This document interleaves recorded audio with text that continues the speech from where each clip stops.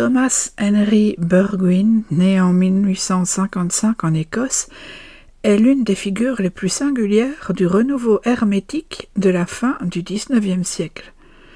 Dès l'enfance, il affirme vivre des expériences médiumniques. Il dit être en contact avec un mystérieux cercle intérieur composé d'êtres évolués, incarnés ou non.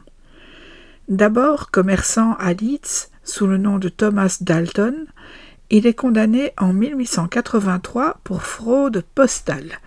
Selon certaines sources, il adopte alors le pseudonyme de Burgwyn et se consacre totalement à l'ésotérisme. Il devient secrétaire et astrologue de la Fraternité hermétique de Luxor, fondée officiellement en 1884 avec Peter Davidson et inspirée par la figure énigmatique de Max Théon.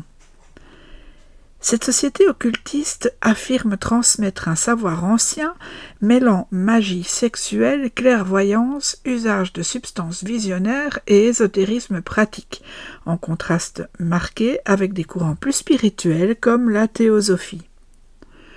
En 1889, Burgwyn publie La lumière d'Égypte, synthèse de ses enseignements et manifeste principal de la fraternité hermétique de Luxor. Cet ouvrage influence de nombreux occultistes de la Belle Époque, parmi lesquels Pappos et René Guénon, et devient la base d'une école ésotérique américaine qui prendra le nom de Church of Light. Burgwyn se retrouve néanmoins au cœur d'un scandale financier. Accusé d'avoir organisé une escroquerie immobilière via la société, il fuit en 1888 en Californie, emportant des fonds destinés à financer une colonie ésotérique qui ne verra jamais le jour.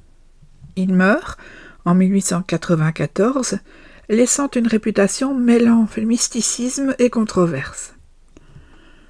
Sur le plan personnel, ses démêlés judiciaires ont évidemment entaché sa réputation. Ces épisodes jettent une ombre sur son parcours et nourrissent les doutes autour de ses intentions réelles, affaiblissant la légitimité de son engagement spirituel aux yeux de ses détracteurs.